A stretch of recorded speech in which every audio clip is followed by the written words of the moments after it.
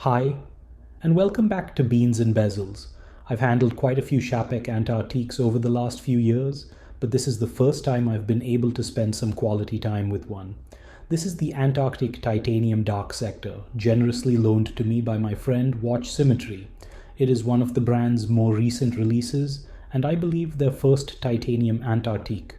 This watch has a retail price of roughly $38,500 US, and at the time of this review, the brand requires a deposit of approximately $15,000 US, with delivery promised in about 1 year.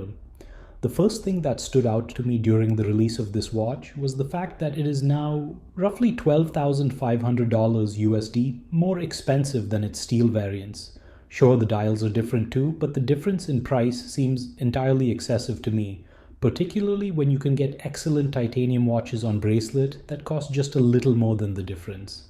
Price aside, I've typically had mixed feelings about the Antarctique lineup in general, and getting to spend extended time with one has only reinforced those feelings. Let's get into it.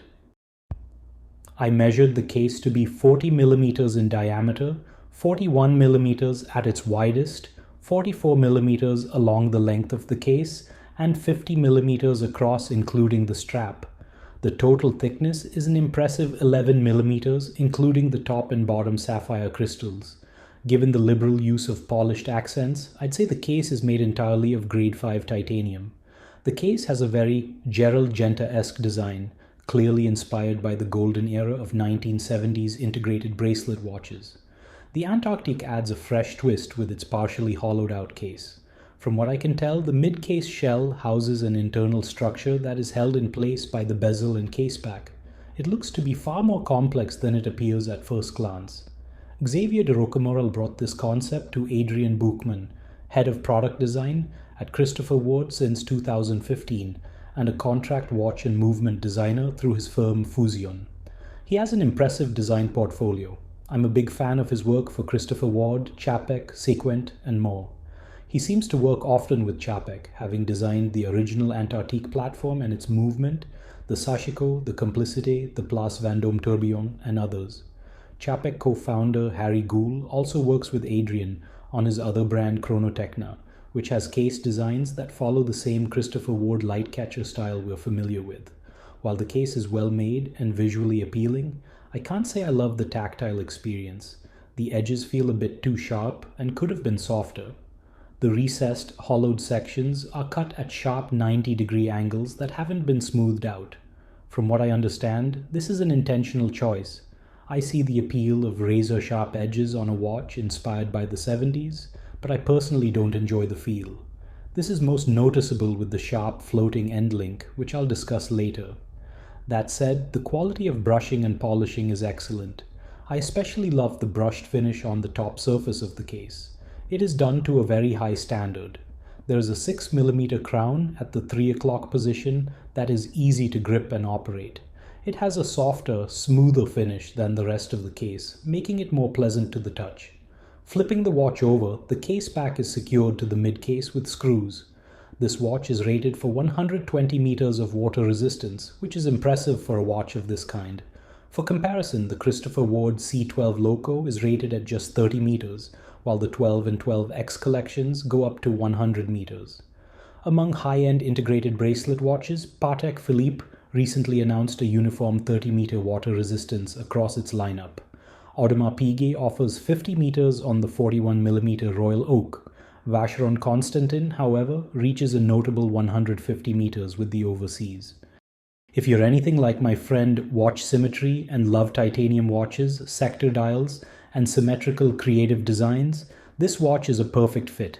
Him owning it makes complete sense. The dial base is anthracite, with a slightly rough matte finish that leans more metallic than solid in color.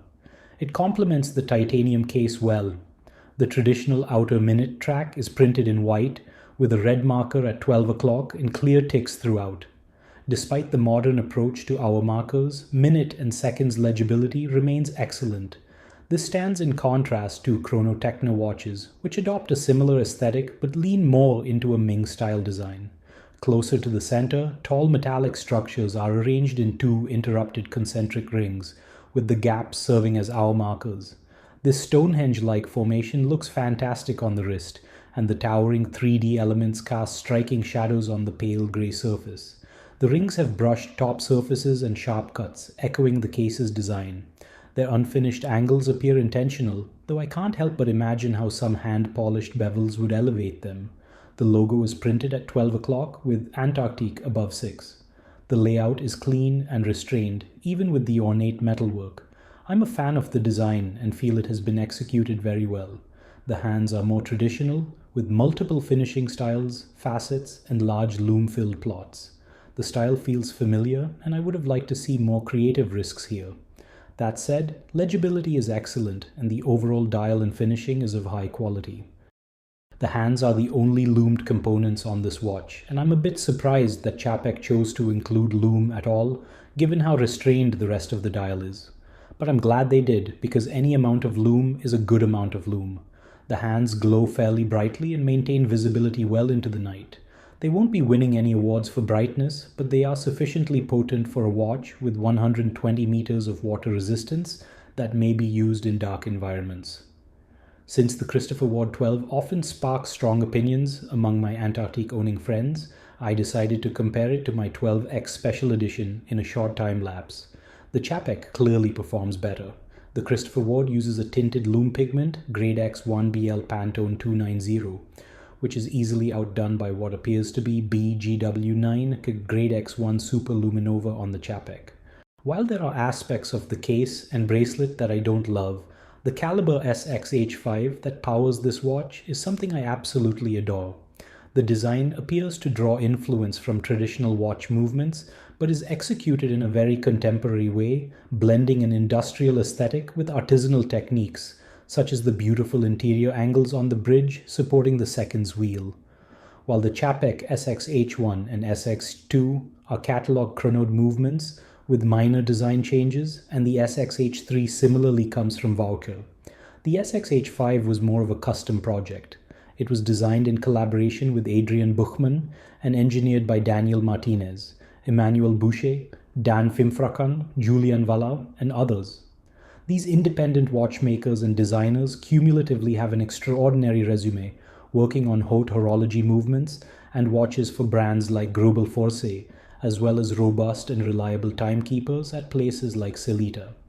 The result of this impressive collaboration is an iconic movement that offers 60 hours of power reserve. It features a Swiss lever escapement, a variable inertia balance, and beats at 4 Hz. The movement consists of approximately 193 components. The bridges and plates are manufactured in-house by Czapek, while the remaining components are sourced from various suppliers. I believe the interior angles on the central seconds bridge are finished by Chronode, though I could be mistaken. The other bridges feature hand-polished bevels that are easy to overlook due to the dark anthracite finish. The overall architecture is stunning, and I love how everything is laid out. From what I've gathered, Czapek initially launched this movement with a chronometer certification, but they no longer offer that certification or even specify an accuracy range on their website. Anecdotally, I've heard nothing but positive feedback regarding the movement's accuracy, but at around $38,500 US, including a chronometer certification seems like a no-brainer.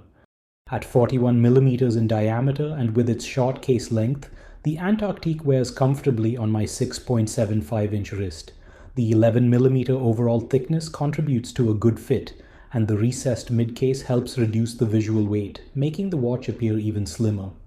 I requested to borrow this watch on the rubber strap, as I figured it would be easier to photograph the movement, so I can't comment on the bracelet. However, the quality of the strap is very good, and the titanium butterfly-style clasp feels solid as well. What I strongly dislike about this watch are the end links. They articulate well, which benefits comfort, but there's a sharp, unfinished edge that protrudes from the case and feels extremely unpleasant to the touch.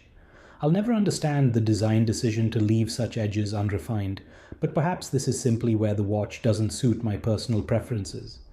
There is a clever quick-release system that functions like a locking knob on the back of the watch. Oddly, even when secured, the end links have a noticeable amount of slack, reminiscent of a vintage Rolex bracelet with plenty of jiggle and wiggle. I'll wrap this up quickly and simply. I like this watch quite a bit. I find the movement to be breathtaking in both design and execution, and that alone is a strong enough characteristic for me to overlook some of the aspects I don't like. I really don't love the execution of the case, and I find it lacking in refinement. Before you bring out the pitchforks, this is just my opinion. Perhaps the painfully sharp edges are part of the design, and I'm simply too much of a caveman to appreciate the intention behind them. At around $38,500 US, I personally feel that more should be expected from this piece, such as an included chronometer rating from COSC and perhaps more hand-finished details on the dial structures. But for those who disagree with me, I'm sure you'll find the titanium package absolutely delightful, and the dial is arguably one of the most unique to come from the brand. The movement is spectacular, and I can't wait to find a Czapek that speaks to me using this caliber because I'm definitely sold on it. Once again, thanks for watching, and I'd greatly appreciate if you subscribe to this channel if you enjoyed this content.